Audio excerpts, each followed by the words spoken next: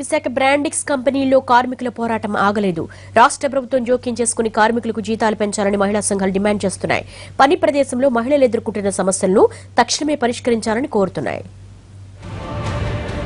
Brandix India apparel city park లో ఉన్న వివిధ కంపెనీల్లో 18,000 మంది కార్మికులు పనిచేస్తున్నారు. వీరిలో దాదాపు 90% మంది మహిళా కార్మికులు ఉన్నారు. దూరాభారాలతో రెక్కలు ముక్కలు చేసుకుని పనిచేస్తున్న వీరికి నెల జీతం 4,500 కంటే ఎక్కువగా రావటం లేదు. దీంతో జీతాలు పెంచాలంటూ బ్రాండిక్స్ కార్మికులంతా ఈ నెల 15 నుండి ఆందోళనలో ఉన్నారు. అన్ని కటింగ్లు పోయి చేతికి కనీసం 10,000 రూపాయల జీతం కావాలనే డిమాండ్తో ఉద్యమాన్ని సాగిస్తున్నారు. ఆందోళన చేస్తున్న కార్మికులపై చర్యలు తీసుకోవాలని అధికారులు ఆలోచించడంపై మహిళా సంఘాలు మండిపడుతున్నాయి.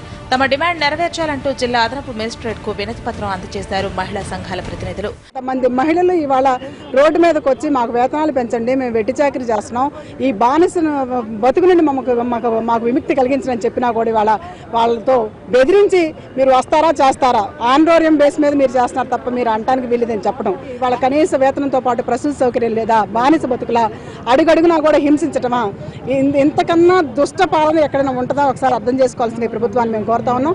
తక్షణం ఇవాళ ఇక్కడ పనిచేసే మహిళా కార్మికులందరికీ న్యాయం చేయాలని చెప్పేసి ఆంధ్రప్రదేశ్ మహిళా సమాఖ్య మహిళా సంఘాలుగా డిమాండ్ చేస్తున్నాం.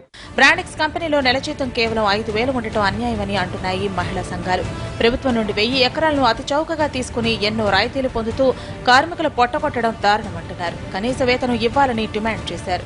కనీసం బ్రతుకు గడపాలి అని చెప్పేసి అంటే తెల్లారొచ్చి మళ్ళీ ఫ్యాక్టరీలో తమ రక్తాన్ని కండరాలని కష్టపెట్టాలా అని చెప్పేసి అంటే ఎంత అవసరం అవుతుందో దాని మీద ఆధారపడి కనీస వేతనం నిర్ణయించాలా. 4,000 రూపాయల మినిమం వేతనంతో జీవో విడుదల చేసి ఈ రోజు మేము మినిమం వేతనాలు ఇస్తున్నాం కదా అని చెప్పేసి పోసుకొట్టడానికి ప్రయత్నం చేస్తున్నారు.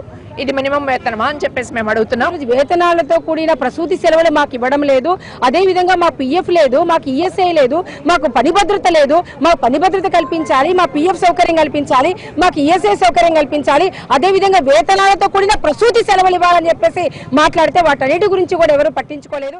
డిమాండ్లపై అటు యాజమాన్యం ఇటు అధికారులు ఎలా స్పందిస్తారు అన్న ఉత్కంఠతో కార్మికులు ఎదురు చూస్తున్నారు.